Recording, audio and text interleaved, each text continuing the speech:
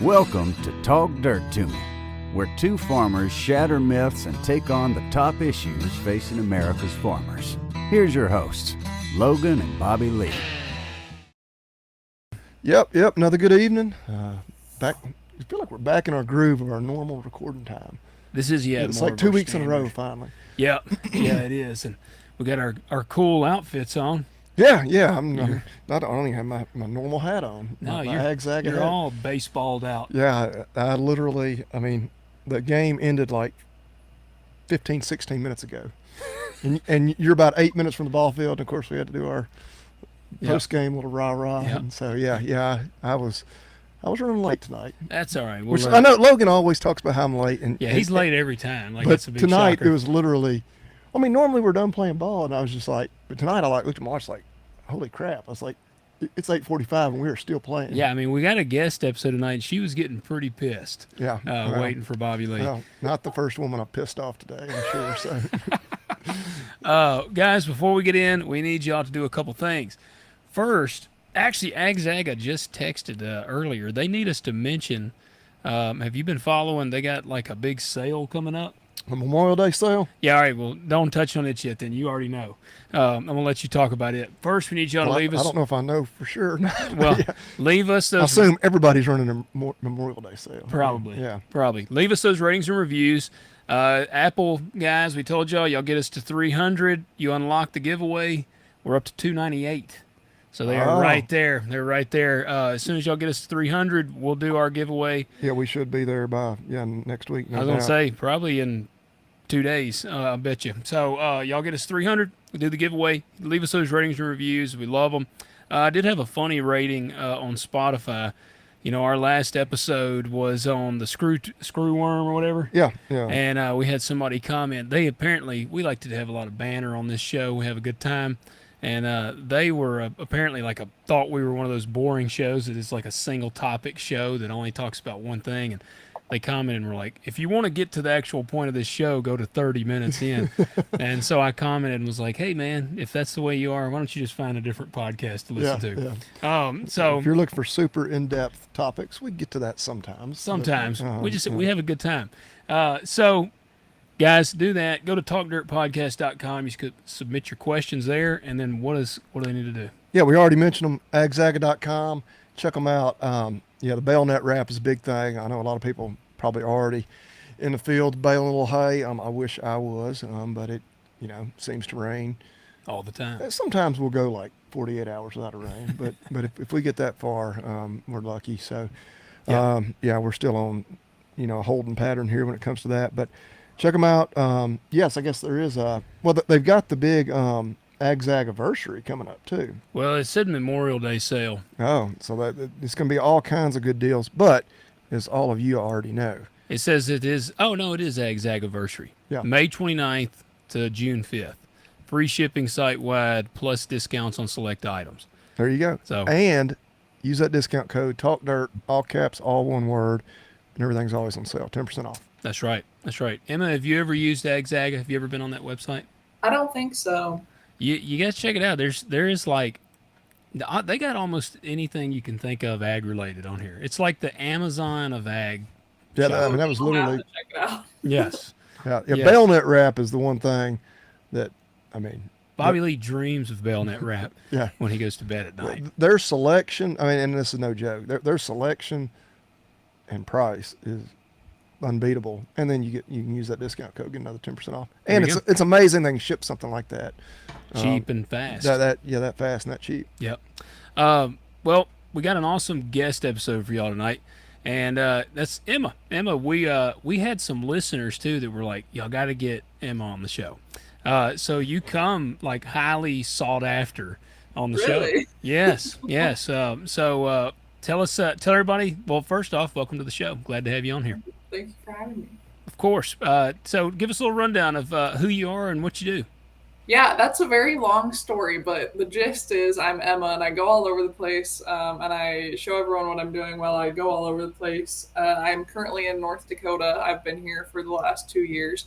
I'm from southern Idaho, and I didn't grow up farming, basically. Like, I grew up around agriculture. My grandparents had a dairy in Wisconsin, And then we moved to Idaho. My mom remarried a manager of a farm from Idaho, but it's kind of more of a corporate farm, so I didn't get to go ride in a tractor and stuff like that. Yeah. So my first experience really driving a tractor, being in a tractor cab, other than the farm safety days at school and stuff like that, was when I was 19 years old. So I didn't Really? touch anything until I was like 19.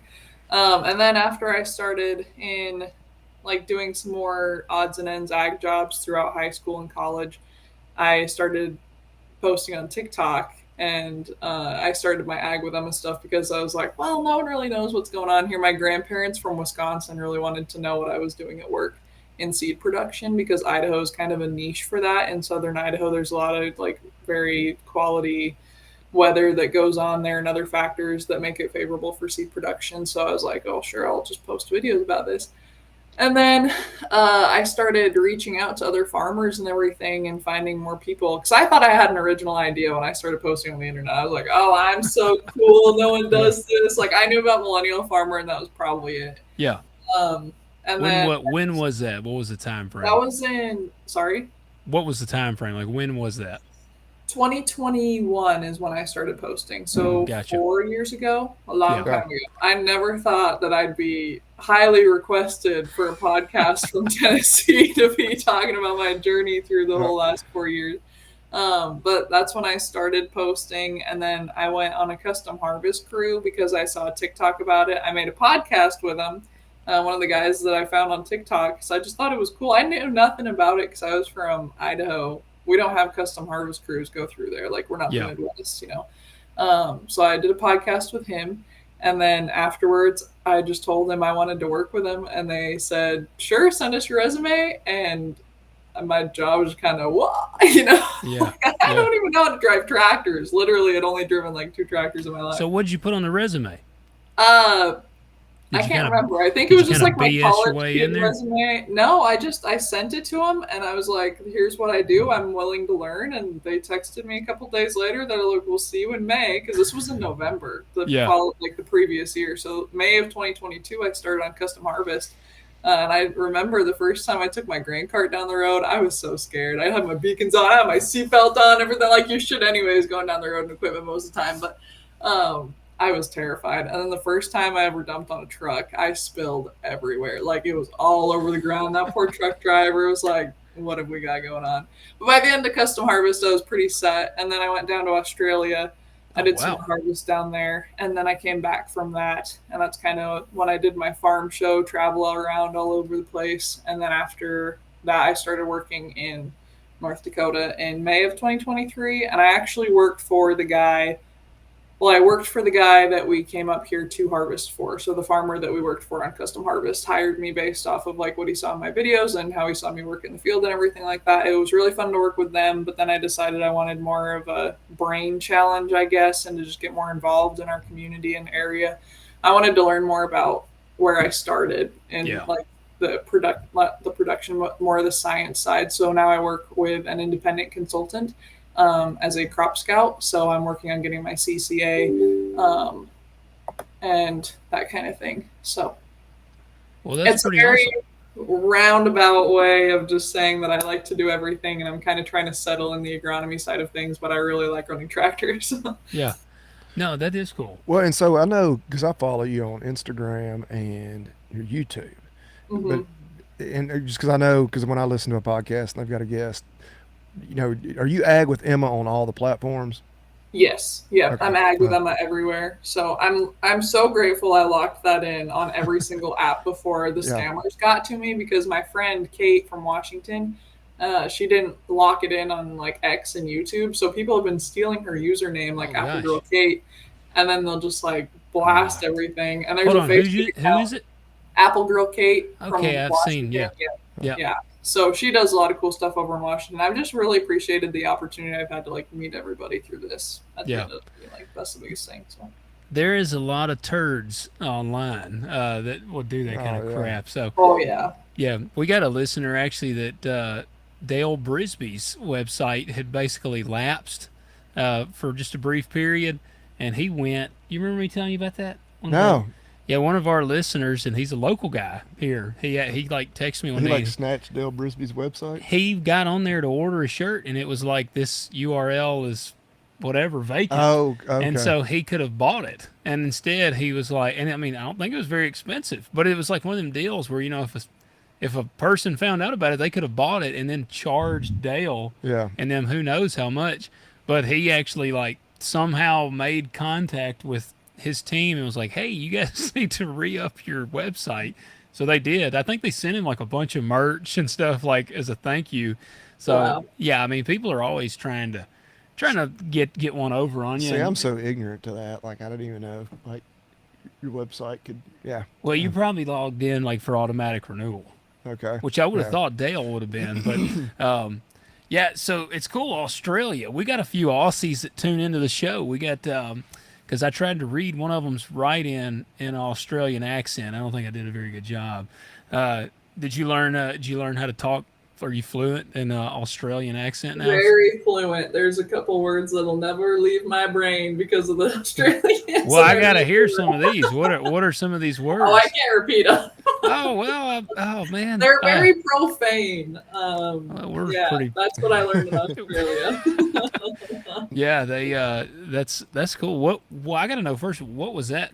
How did that kind of come from the TikTok thing? That opened some doors, and then you met some It's Australian just more of a farmers. work thing, and then I went down there to work, help a family farm out for like a month. I didn't go down on a custom harvest crew or anything like that. It would have been really cool to go on a custom harvest crew in Australia because they do have those that run up and down on like the Yeah. opposite schedule that we do. But I just went down for a month and did canola harvest and ran some case equipment for the first time, and the only time actually was when I was in Australia. But it was fun. It was a cultural experience. I went to Victoria, so that's basically the California part of Australia. Gotcha.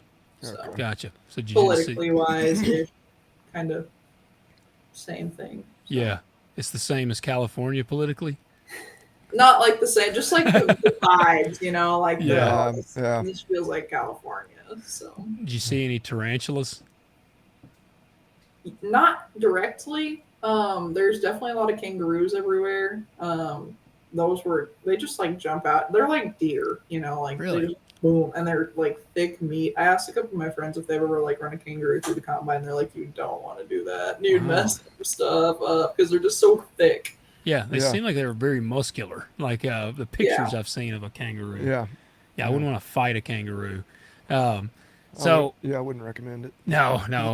Not that I have a lot of experience there. or Fighting anything. kangaroos. Right. Would you rather fight a kangaroo or a gorilla? Oh, Kangaroo. definitely kangaroo. Yeah. I'm taking a kangaroo. It's like the 100 men. I guess that y'all caused me to go down this. Who would win, the 100 men or the one gorilla? Emma, who I've do you- seen it everywhere, but I hadn't wasted a lot of brain power thinking Oh, about I've it. spent a lot of time thinking about it. Emma, what do you think? Who's going to win, 100 men or one gorilla? I think about 50 of the. I don't know. Really? Because, They're very strong. yeah. But Is like, it- 100 is a- guys, When is you kill the gorilla before he kills all 100 people? Yes. I think the people would win. I do too. 100 is a lot. There's going to be casualties, mass casualties. Yeah. But if you were coordinated enough and just totally Right. swarmed him, like Yeah. you could just If you suffocate did your him. little Now, ladder exercise you're- well enough, you'll be fine. Yeah, Yes. I mean Yeah. that first wave going in. I mean they're the guys on the front lines. They ain't coming back. But as long as everybody piles in on top, you just suffocate him. I would think. Yeah. I mean, Well, that's true. Yeah, 100 people. if on there. nothing else. Yeah. I don't know. They've done some simulations, and the gorilla wins every time. Oh, really? Yeah, Wow. yeah, the Wow. gorilla Maybe wins. I'm totally wrong. Yeah. So I don't know. Maybe I don't plan on ever finding out. So. Yeah. Yeah. No, I want to know. I mean, I You're might not be gonna wrong. have your Harambe moment. No. Yeah. Harambe. Yep. I love those. Oh, yeah, then everybody would hate you. Yeah. Yeah. If you killed the Yeah, gorilla. you would win. You'd think, oh my God, I'm not internet famous, but instead you'd have to like go into Yeah, witness if you're going protection. into hiding. Yeah. For killing the gorilla. Yeah. So you did not grow up in the ag sector. Like, what kind of sparked your first real, like, this is a direction I want to go in? Well, I think growing up on the farm in Wisconsin for a couple of years, I mean, I was a little kid and I don't really remember it, but you see all the pictures of when you're all happy and around cows and everything. yeah. Just eat that up, And then when I was 12, we lived out of town enough to like be in the country, but we were only like 5 miles out of town. But I asked for a cow for my 12th birthday, so I had a milk cow, and her name was Dove. Dove. So you actually got the cow for your birthday? Yeah, I did. Yeah. She was like $500. We drove a couple hours to get her, and I milked a cow for a long time. She's got a little, like single station milker thing, a little cart. That is awesome. Walked down to the barn, and it was fun. I feel like a lot of kids ask for stuff like that, and they don't actually right, get it. And like they get like a little, a little figurine. And yes, the parents are like, sorry, we can't actually get you a cow. So see, then those parents are actually hindering their children. Right. You've been very successful in this ag sector now. Exactly. It all comes down to the cow. It I did. think I just didn't grow up in production agriculture. Gotcha. So, it's like not a family farm vibe. So I just say I didn't grow up in it because it was like homesteady vibe. We had a huge garden, some backyard cows, and some chickens. Well, that's popular these days. I mean, that's the thing. Yeah, that's the thing. We did see people are starting to sell their chickens. I think because we had like the egg craze all of a sudden, and everybody was like, "We're going to buy a bunch of chickens." And now the smoke is clearing, and they're like, "We got to get rid of these chickens." I think people realize the most expensive eggs you can have are the ones you raise yourself. Yes, exactly. Unless you're doing it at extreme scale, What'd they get up to? That's like your major upcycling the chickens. You get all the compost and nothing else. Yeah. Oh my gosh, my sister actually had some chickens and they died because she didn't feed them because she thought feeding them food scraps was enough, and it wasn't. And she just walked out one morning, they were dead, and I was like, I kind of made fun for it, and I feel bad. But. Well, and I didn't realize it. Chickens will eat anything. Like we used to feed them. The ones out at our old house, man, I'd give them pizza. Like we'd have pizza left over. I'd go and chunk pizza out there. I'd chunk some chicken in there a few times. I was like, I wonder if they'll eat this. And they'll eat anything. They will eat anything. They are. I think you could kill a man and throw him in pieces in there, and I think they would eat it. I wouldn't doubt that for a second. Yeah. I mean, chickens are weird. They are weird. Would that be like poop out eggs? It's like, and they eat anything like. Yeah, and so then if they ate a man, and then they had the eggs, and you ate the egg, are you a cannibal? No, I'm not going there. No, I'm not. That's a bridge too far. Like, no, that does not make you a cannibal. That's a little farther than the gorilla debate. Is it? It's like the best way to eat plants is to feed them to a cow and then eat a steak. I mean, so I guess by that logic, maybe. So then you could be a cannibal. Yeah, I don't know. So the production ag, why did that intrigue you? Like, is it? So I'm a production guy. Bobby Lee's a cattleman. I'm a row cropper, and the equipment as a kid, the equipment is what drew to me. I loved just the big, huge machinery and ton of horsepower, and like that's always been the draw to me. I still love big, loud diesel motors, and I'm just into that. So like, is that the same thing, or I mean, what is it that kind of drew you to that side? Yeah, I think that it was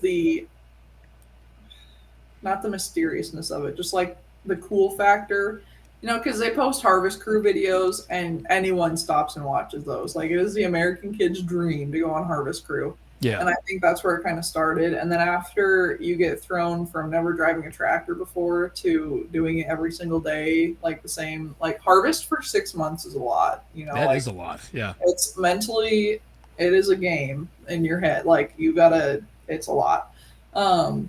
And after that, it was just kind of, I didn't know how to do anything else. Yeah.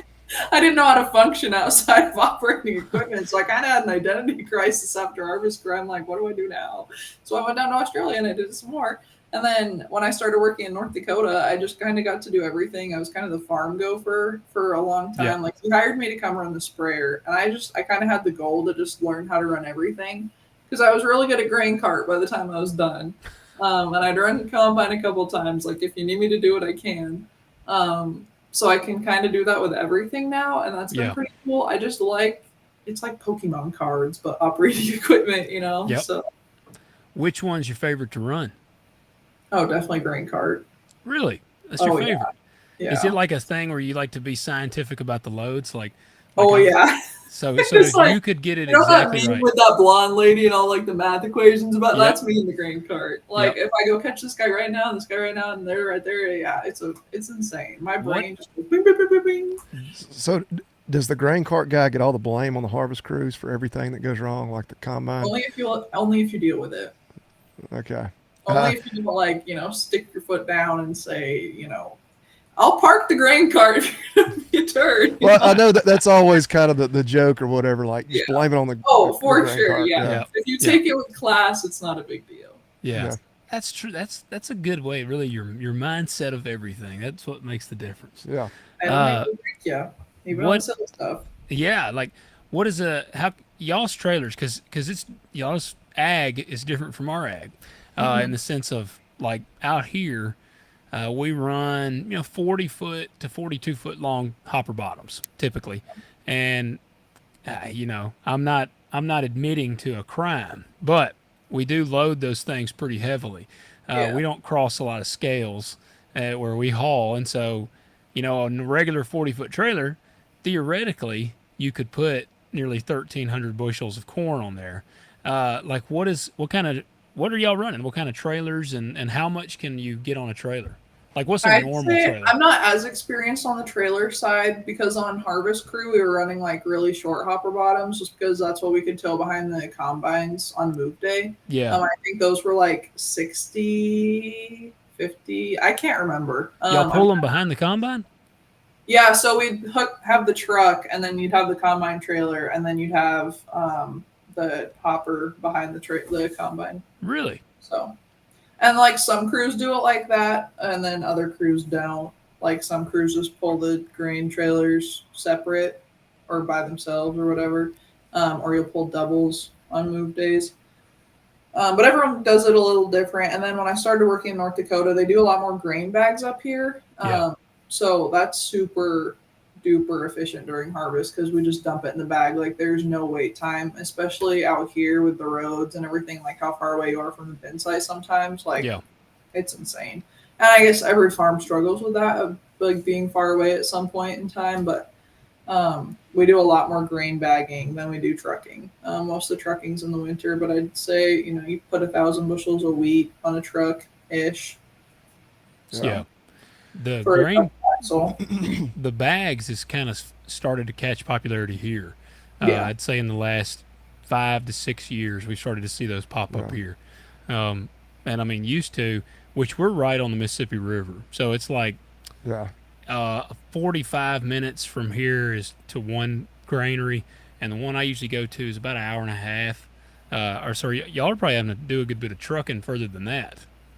We have to, so when we do sunflowers, we can haul wheat basically super close. And then there's an ethanol plant.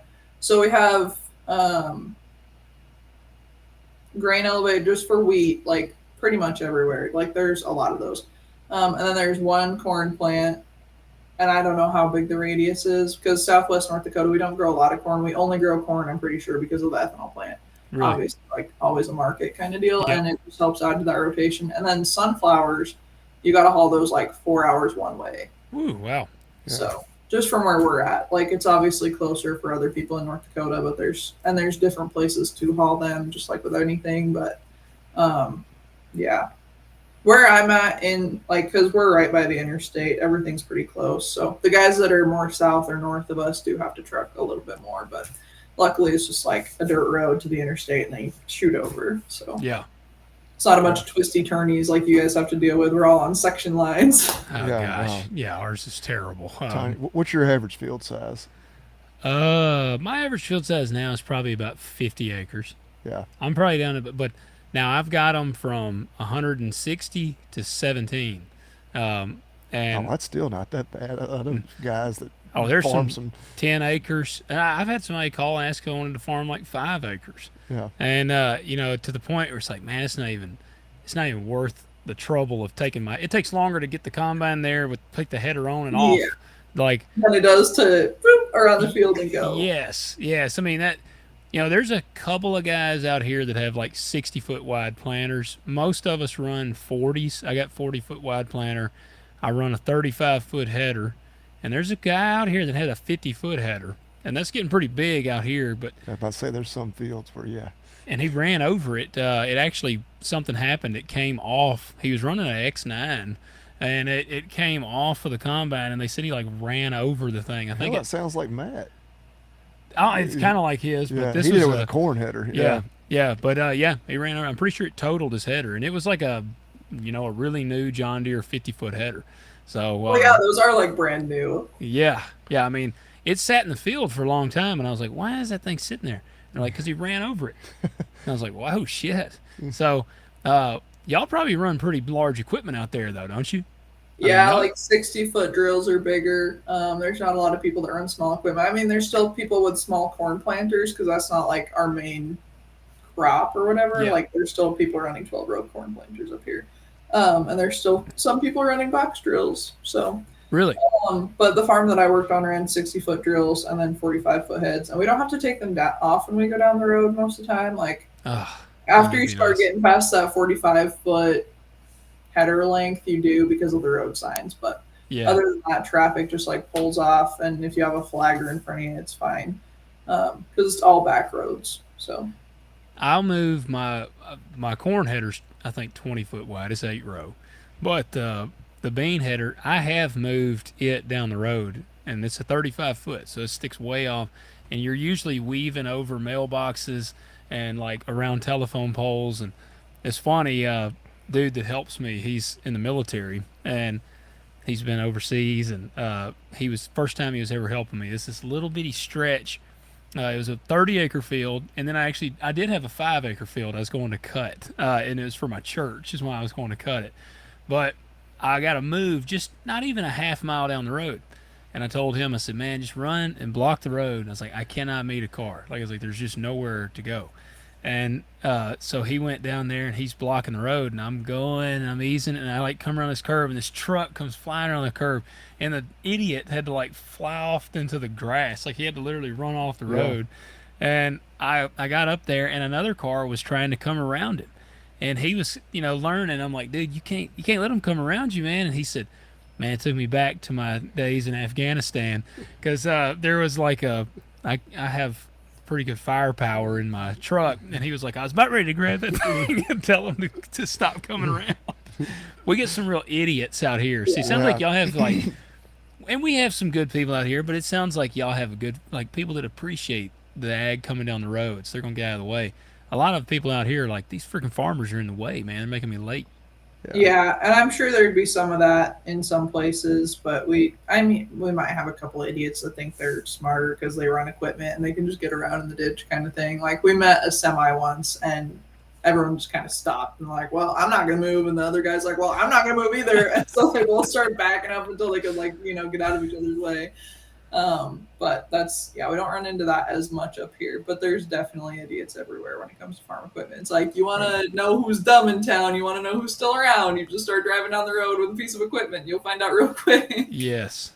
That one of my biggest pet peeves is when I'm driving, like, especially a combine, because it takes up the whole road, driving the combine down the road, and it'll be like a turnout up ahead, and there will be a car sitting there, and they got their blinker on to come towards me, and I'm in a big, huge combine with flashing lights, may even have a truck in front of me with flashing lights, and before I get to them, they're going to turn out to come towards me. That drives me bonkers. If you wait 30 seconds, Yeah. you won't have to deal with me at all. When they do that, I don't give an inch. Like, I just will hog every ounce of the road. I'll make them have to, like, run off almost into the side ditch because it makes me so mad. Do people do that to you there too?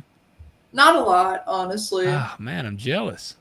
Yeah, my perception is it's a little more rural in that part of the country. I mean, yeah, there's not a lot of pavement up here. Like when you get off the interstate, you're on dirt roads, like right away. Really?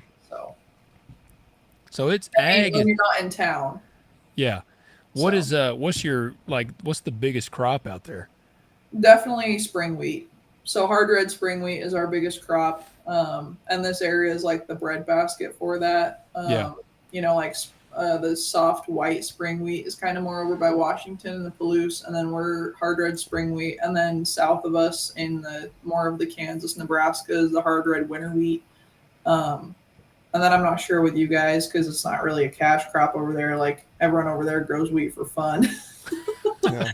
They grow it for the rotation, so I don't really know what you guys grow a lot of over there, but it's not a big one. Yeah. No, we used to grow wheat. I haven't grown it in several years besides cover crop. I use it in some cover crop, but Yeah.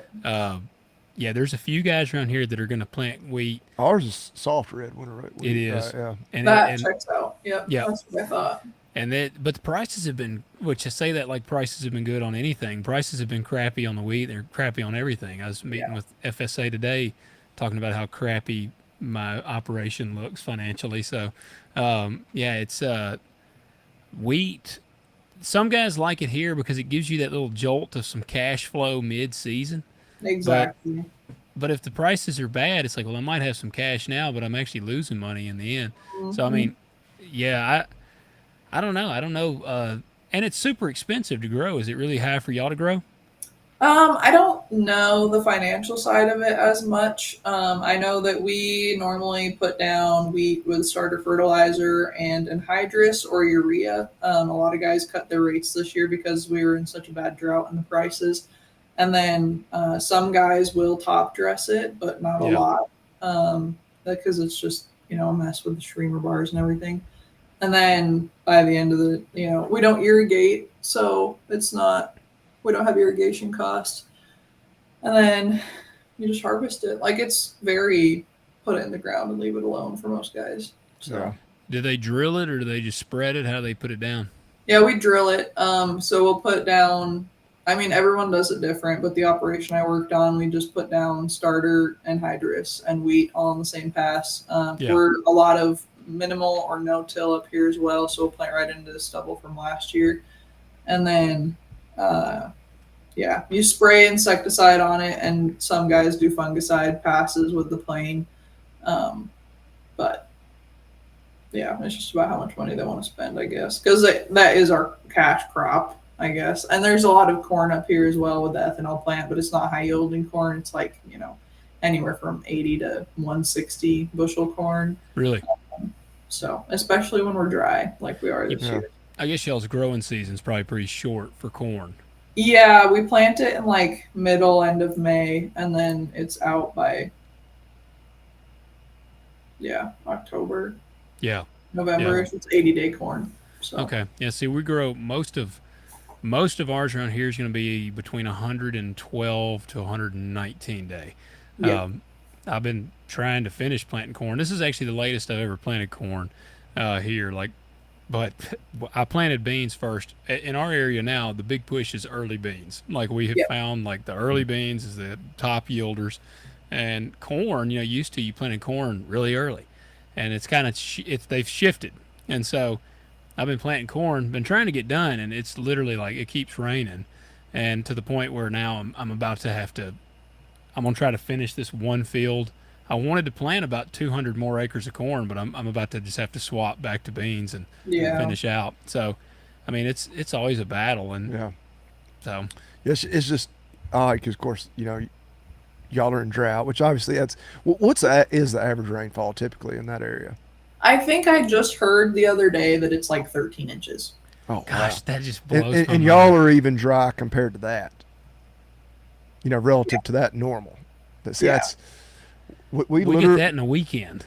We did like just 6 weeks or so ago. We got over 13 inches like in a 4-day span. Well, our average rainfall here is about 56 inches a year. Yeah, we're in a rainforest basically. But here's what it does.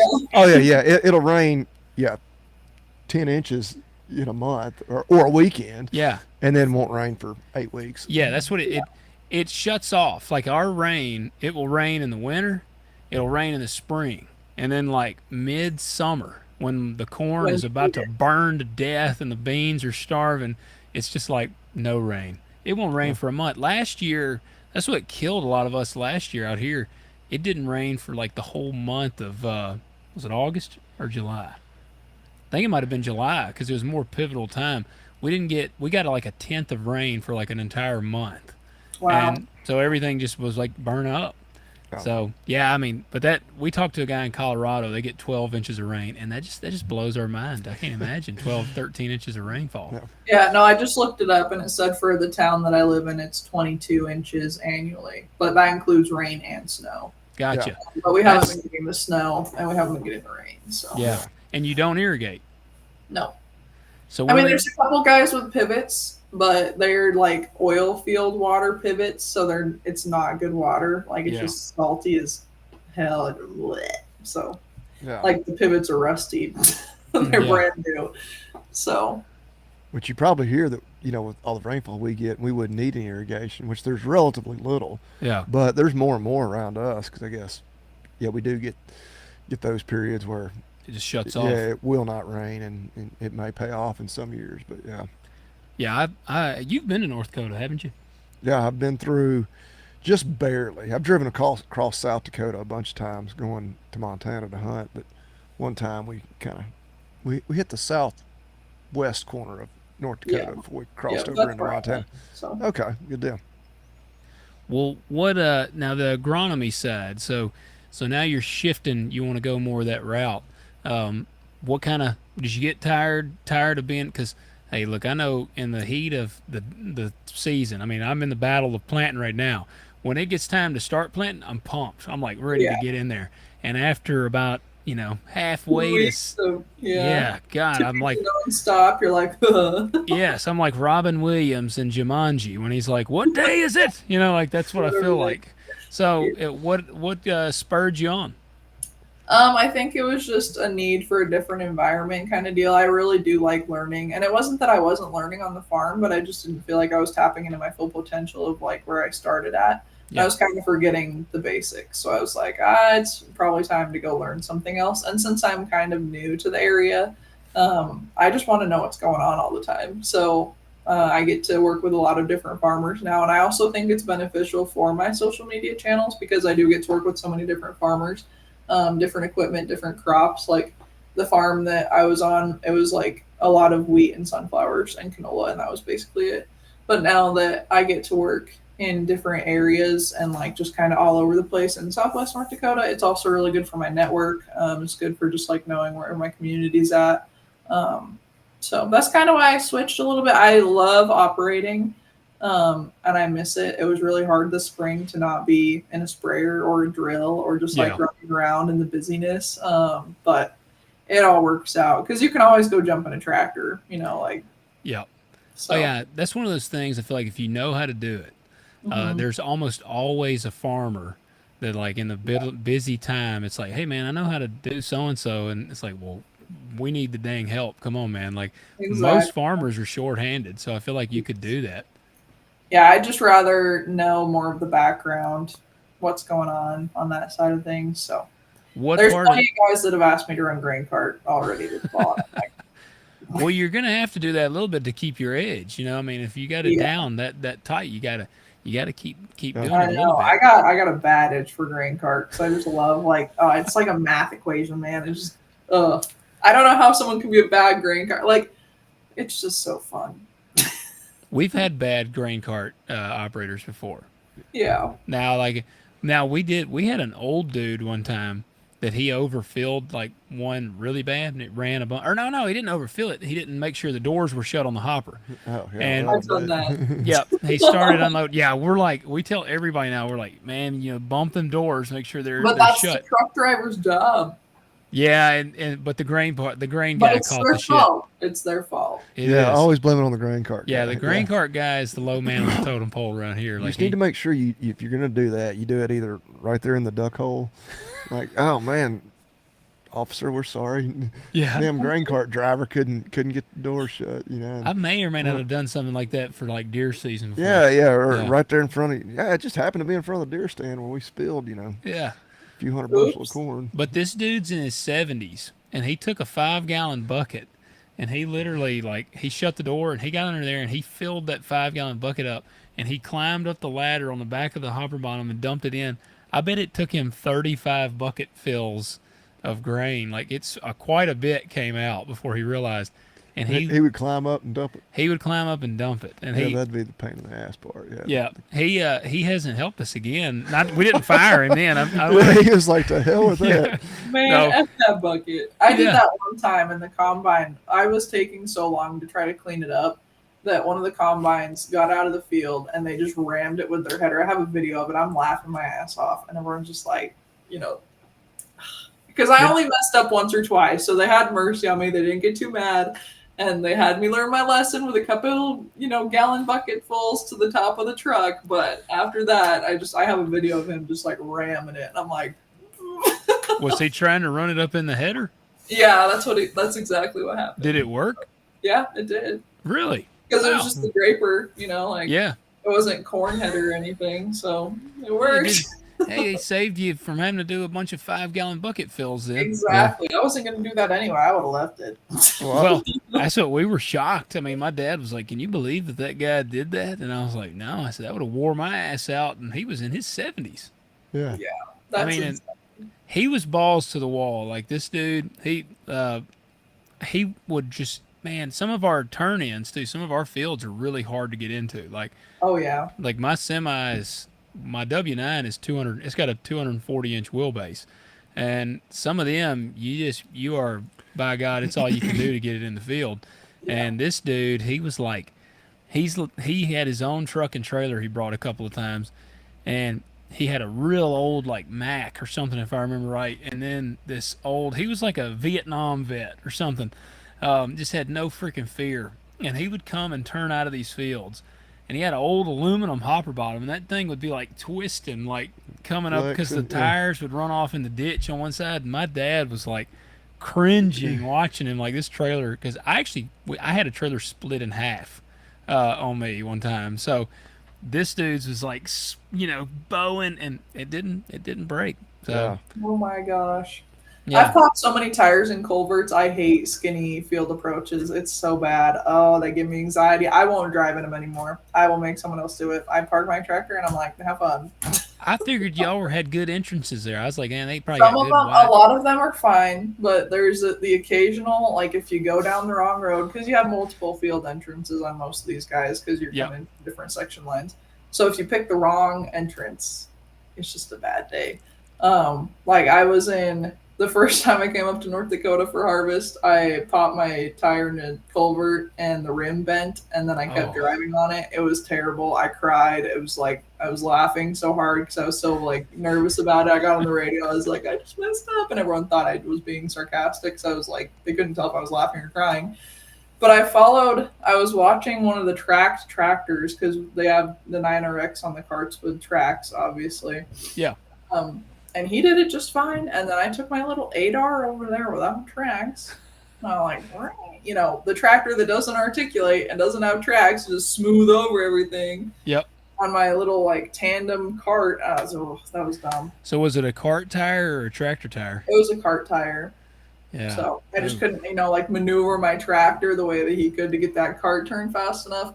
And then on the bigger grain carts, you have the double axle wheels and everything. So it's a lot more fun to drive big grain carts than it is to drive small grain carts. Those little tandem wheel carts make me so anxious because they're just hobbling around. It's like you hit one bump and you're done. Like that thing tips over.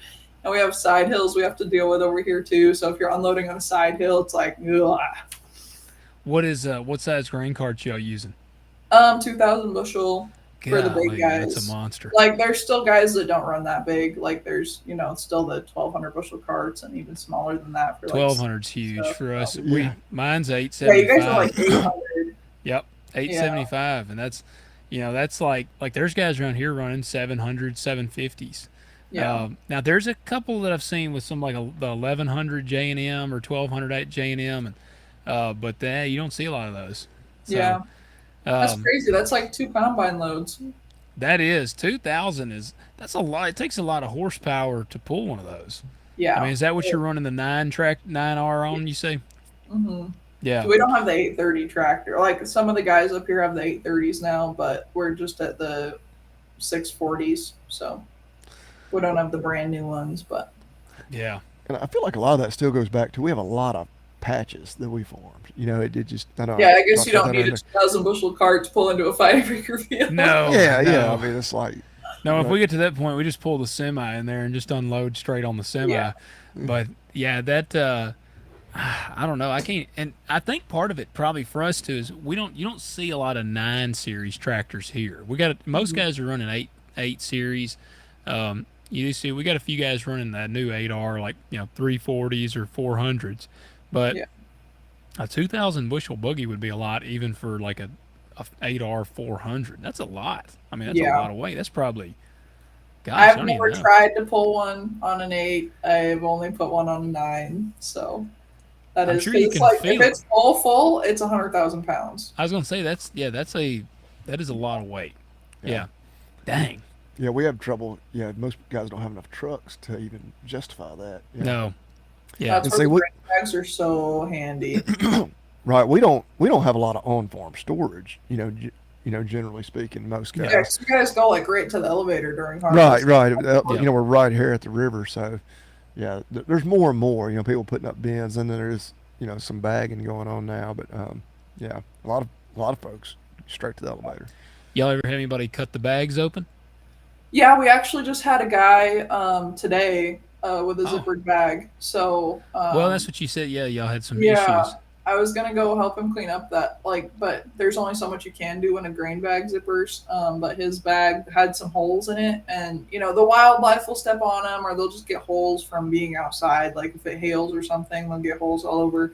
But sometimes they just get too many holes, and then if it gets wet and you even make like a little cut in them, they just right down the middle. Oh And then a gosh. couple of years ago, we had some vandalism issues on a different farm. So my boss kind of like is very diversified, and he'll go and help other guys, and does a bunch of different stuff. But it was our job to go help clean up the zippered bag, and they were all cut in the same place, and they all bust at the same time, and that's how you know like it was someone else doing that, and it wasn't Yeah. just a zipper, because most of the time when they zipper, it's not all of them in a field. They zipper when they're overloaded or something else is wrong with them, like if your tension is too tight on the extractor or something like that. But these were all cut in the same place, and we had to go down there, and we basically just put these plates on the extractor, because the extractors, you can roll the bags and there's the auger running and it just shoots it into the truck. Yeah. So we just put plates on where the bag would normally roll, and then it just kind of pushes it with the auger, and it'll throw it up into the truck. And then you have to like sweep it all into the middle with a payloader attachment is what we do. And then you have to push it again, and then you can just like sweep it into piles and you can scoop it. It is a pain in the butt. Yeah. We had to go do that in the rain. Like it was downpour, and we were Oh, trying to get this gosh. bag cleaned up. It was awful. So not a fun experience, but I'm definitely a professional at helping clean up zipper bags, because that is what we did a lot of in the summer when everyone was extracting. So Would y'all use a vacuum or like shovel, or what do you? yeah, some guys. So if you don't have, because my boss, I don't know how many people have a pusher. The normal way to clean up a zippered bag is to just vac it. But when it's a full bag, it's like 15,000 bushels. Oh On it. yeah. So Yeah.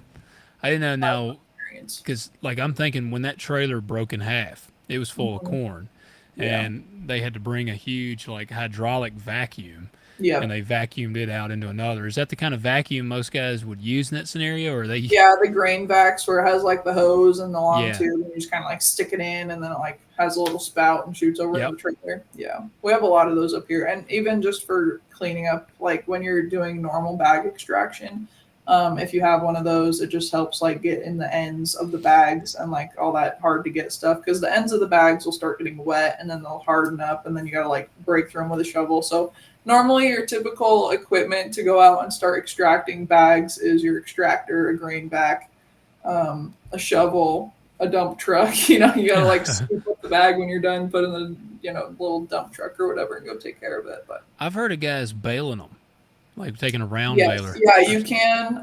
You can put them through a round baler, but also you can just wind them up. There's like an attachment, or you can just roll them up on the extractor and then cut them off. Yeah. So, Man, yeah, I don't know. I've always been scared to try them because we have some guys around here.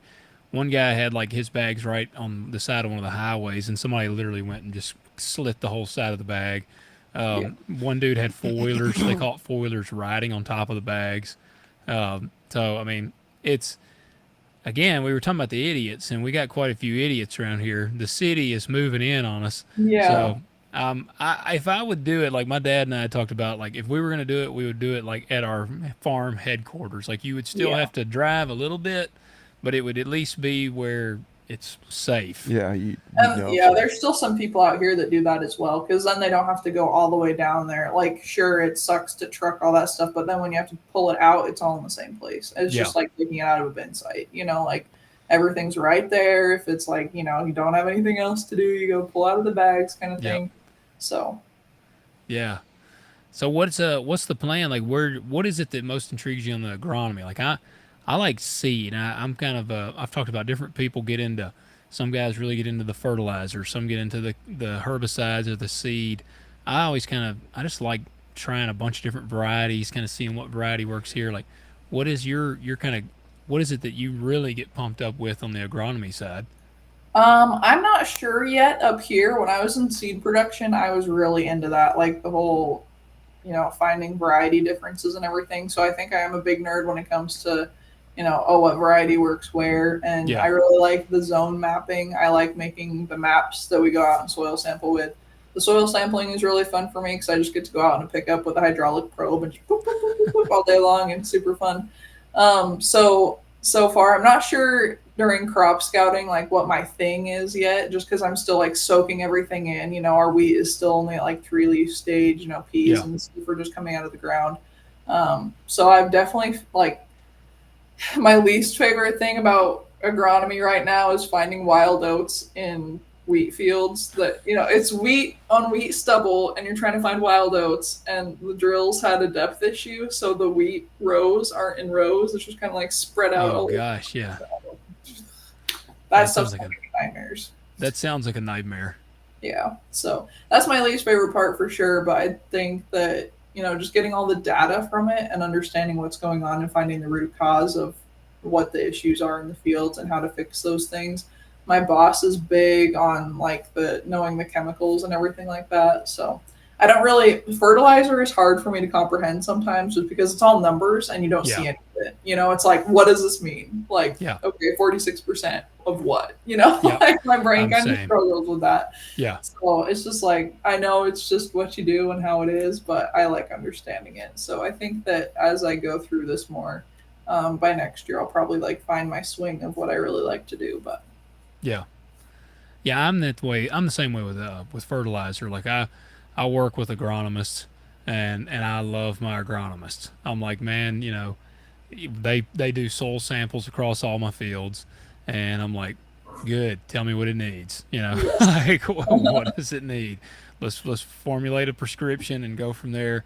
Yeah, the varieties. That's one thing I like because I understand. Like I'm like, okay, this, all right, this bean it does really good on the crappy ground. I got some crappy ground. All right, this corn has a really top end yield. Like I can put it on my good ground and try to see what it does. And that is ones where I will kind of tinker with the fertilizer because I'm like, all right, this is some top end ground. I got a racehorse variety on there. Let's I'm gonna throw a little more nitrogen this way. Like kind of tinker around with it. So I do enjoy. I don't know, the seed and the genetics are cool. They've just come a long way. I mean, you talk about the corn yields, 80, you said 80 to 160 in your area. I mean, like here, more and more, we're getting closer to pretty normal to shell 200 bushel. And used to, that was just unheard of out here. And, I've shared on here before, a couple years ago, I shelled about a 5 acre section that was cutting 300 and something bushel an acre. That was crazy. Like, I mean, I'd never seen that kind of corn. So the genetics are just getting so wild. I mean, they're really, I don't know where we go. Like, I don't know how it keeps getting better. But one thing I'd really like to ask you about before we run out of time, Mhm. you are all on the social media sector. So you deal with people on the social media sector. And part of our inspiration for starting this show was the fact that so many people are so oblivious to actual agriculture. I mean, you got to deal with it on a large scale, I would think, of people, especially you're on the row crop production.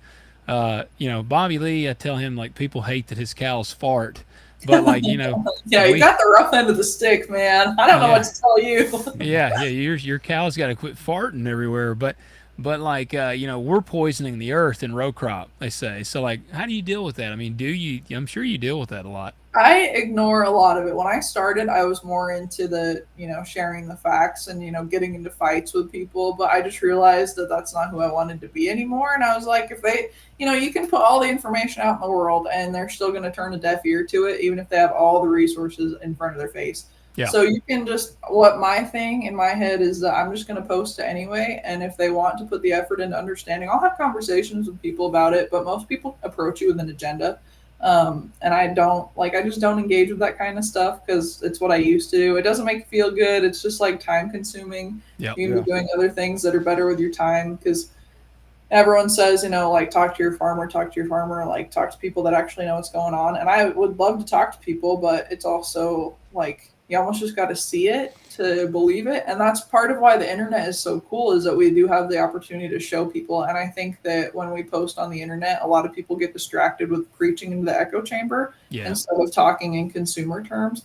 So that's something that I'm also trying to be a lot better at is speaking in a way that people would understand on a normal level that have no experience. Like me and Kate went to a show with Theo Vaughn I saw that. Yeah, in y'all met Washington. Theo. Yeah, so we got to meet him and his cast, like not his cast, his crew and everyone that like kind of hangs out with those shows. We were just talking about agriculture, and some people don't know that the tractor is different than the plant. Like they don't know that the tractor attaches from the planter. They don't know what the tractors are doing in the field. So if we don't start with a base understanding and like just showing people like, hey, this is just like a pickup and a camper, it's put together and this is how this works. Like, there's so much science and technology behind agriculture. I also had a student from Florida contact me a couple months ago, and she was writing a paper about precision and technology within agriculture. And I was telling her all about the monitors and the tractors. She's like, I had no idea that this all happens inside the tractor. And we're doing variable rate prescriptions all the time. Like we're maximizing our nutrient efficiency. Like we're doing all these things and people don't even know about it. So it's just it's baby steps, and the right people that want to know are going to find you. But at the same time, there's so many ag influencers and people that are posting about ag, but there's still not enough. Yeah. So. Yeah. One of the things that I think is so funny is because I'm on Facebook, I've got a pretty large ag group that we started, and it's called Small and Beginning Farmers United, and it's got 30 something thousand members now, and it's doing really well. But every now and then I'll see, maybe not on that group, Southern Farming. There's two groups I'm in and out of, and there's guys on there that think that if you are a farmer and you share your farming online, then you're not a real farmer. I see that, and that drives me crazy because I think it's so crazy when people get jealous because they're not maximizing their time and their social media. Imagine being jealous of someone else making money off the internet because you're too lazy to post something. Yeah, and and you're not they're like, oh, they're Insta farmers, what they call them, and it's like, what?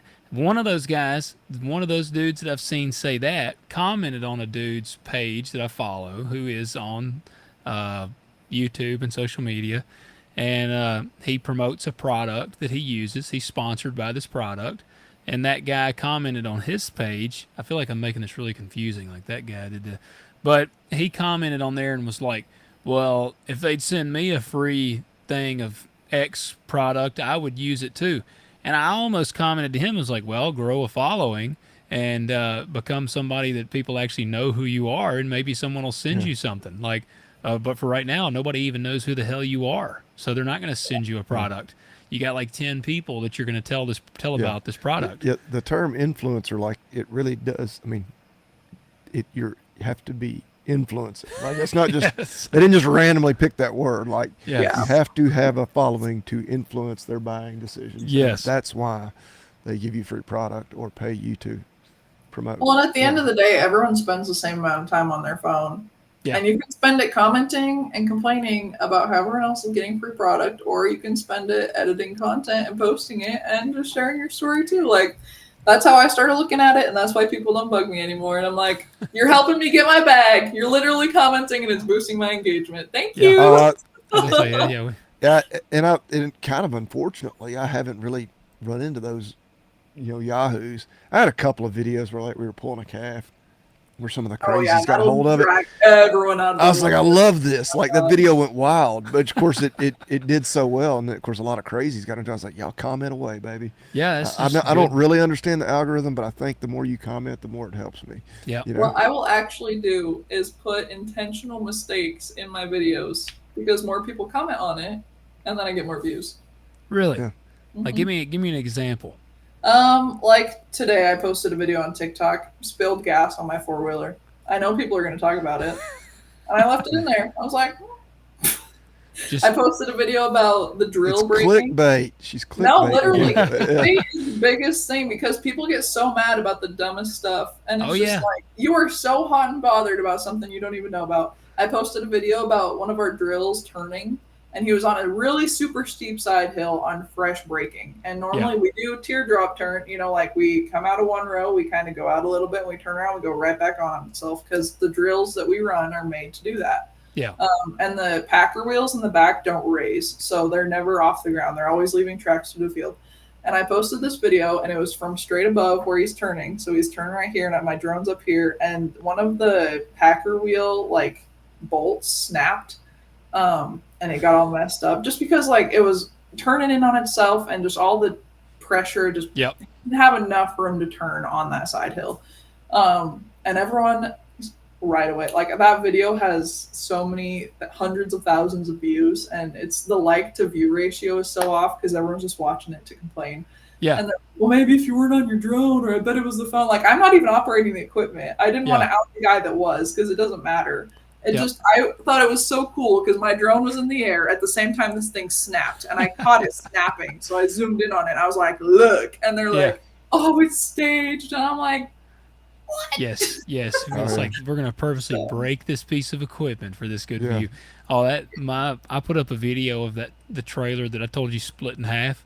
When I got there on the scene, there's the trailer and there's corn all over the road and there's cops and stuff there, and I just videoed. Obviously didn't catch it breaking in half, but it was, you can see the trailer. Yeah, everyone loves the mess. They do. And that video, it's got I'm not hardly on TikTok, but I got a couple things on TikTok. That one, I think that might have been my first TikTok. It has almost 1 million views because a bunch of them were like, well, this dumbass was overloaded. It's people mad.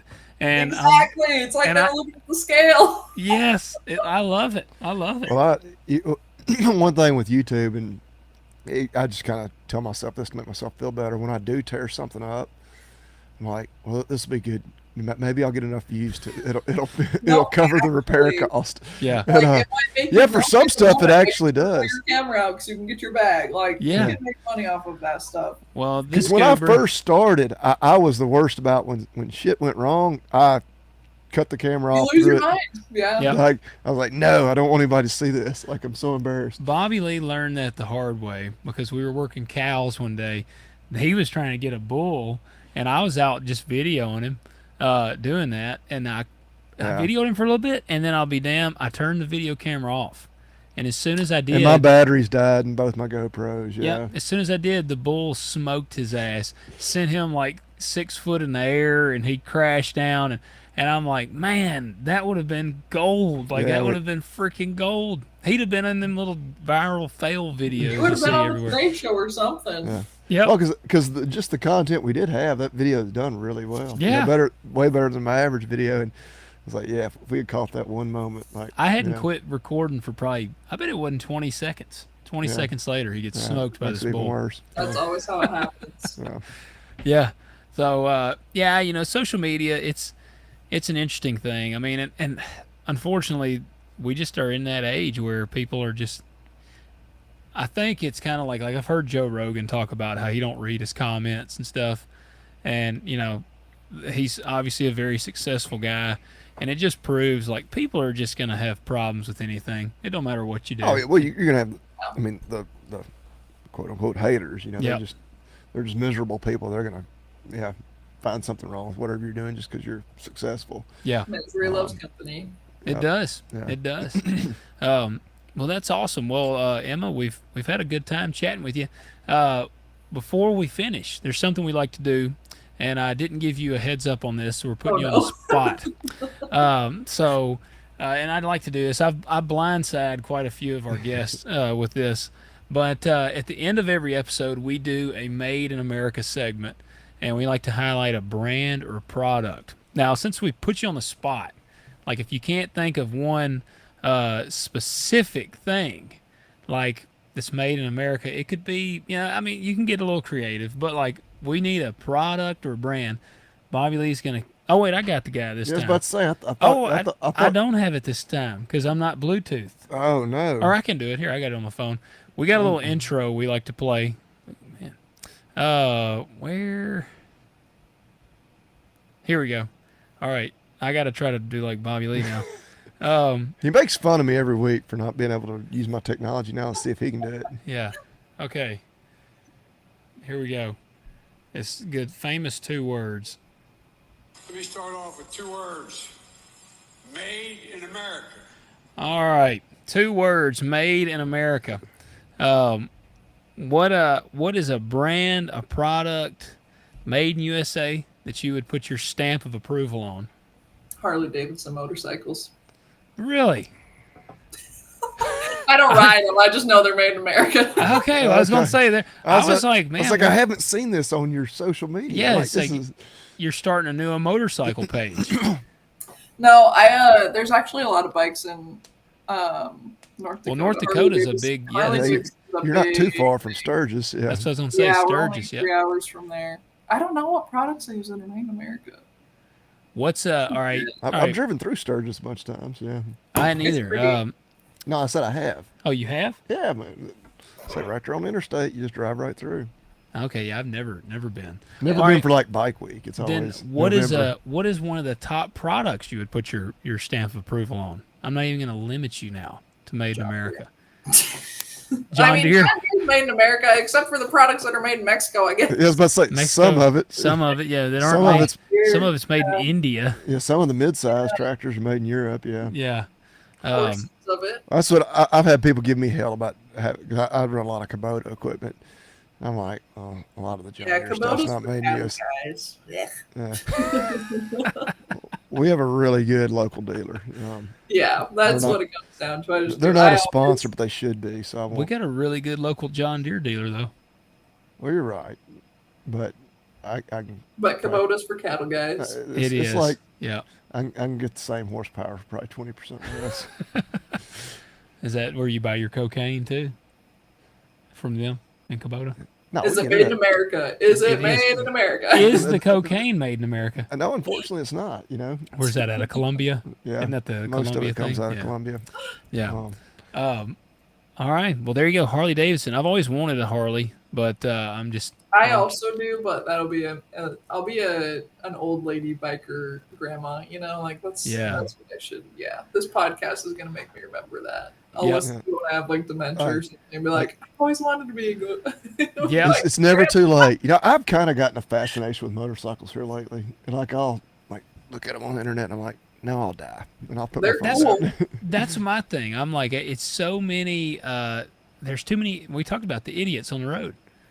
There's too many idiots on the road. I actually trust myself. Like, I don't think I would act like a moron on the motorcycle. I think I'm just going to get a dirt bike, just off-road. Well, isn't Ford made in America?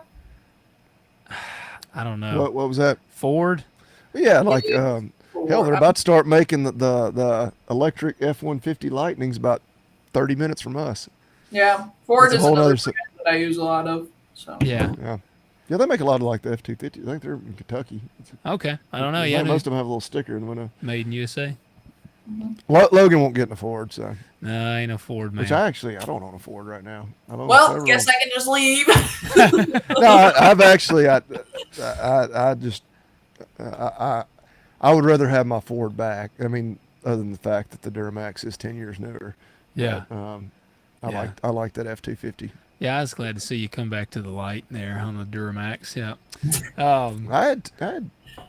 We had like 3 Fords at one time. I have none. Well, there you go. That should tell you all you need to know. Well, it was just by chance. I buy a bunch of used vehicles, so when you're buying used, you kind of have to. Take if you find a good deal, you got to go with it. KitchenAid mixers are also made in America. I had to Google it because it was going to bug me. Are you serious? I'm surprised I haven't had that one because. My wife uses. I was about to say I got KitchenAid. a big orange one right there because of course it's orange. The KitchenAid mixers made in USA. Yeah. Wow. I'll be danged. I would not have thought that. You know, I had a buddy of mine kind of getting off subject like we tend to do. We've done good tonight, so yeah, we did good. We stayed pretty ag. You talking about like the big one like tilts back? Yeah, like, they're real heavy. Yeah, you could use it to like club somebody. Bash a man's head in. Yeah, exactly. A buddy of mine. You just use the KitchenAid, not your firepower. Yes. Well, a buddy of mine was telling me they can make like an attachment for it. Meat grinder. I got one. Well, damn. Yeah. I'm the last person to have known any of that. Yep, Well, I hell, got that's- one. Well, hell yeah, that's a damn good one then. It is. Yeah, there's all kinds of stuff you can put on the front of them. Because we're getting close to 200 episodes. We've done a lot of products. I can't believe we've We have never done never that. done KitchenAid. Yeah, well, there we We've go. never done Harley-Davidson. Never done We did like Harley-Davidson. 4 tonight. Yeah. Yeah. Yeah. Yeah. I had to look it up because it was genuinely going to bug me. I'm like, I know I use stuff made in America, but what do I actually use? And see, I'm gonna give. Yeah. If KitchenAid is listening, you ought to have that shit plastered on the side of it. Because mine, I literally, there's not a day goes by I don't see it. I mean, my wife's got it sitting right there on our counter. They do need to put that out there a little more. Like they need an Like it American needs to have flag a big on the ass side. American flag on it. So it's Yeah. like, boom, made in Yeah. USA. Yeah. Nice. The Well, marketing department needs to get on that. They do. They need to work on that. Emma, tell everybody where they can see what you're up to. I'm AgwithEmma on all the platforms, especially X, Instagram, TikTok, and Facebook and YouTube. Gotcha. Awesome. Well, we appreciate your time tonight. Hope you've enjoyed chatting with us. Yeah, thanks for having me on. Absolutely. I'm about to forget to do our little regular thing here. You guys need to hit that like button, hit subscribe if you're watching on YouTube. Leave us a comment and leave us those ratings and reviews. Like I said, we're at 298 on Apple. Get us to 300. We got the most badass giveaway of all time that you will unlock. So do that. And what else do you need to do? Yep, agzaga.com. Y'all know it. The AgZag anniversary sale is coming up, but you don't even have to wait. You can use that discount code, Talk Dirt, all caps, all one word. Everything is always 10% off when you use it. Yep. All right, guys. We will catch y'all next week.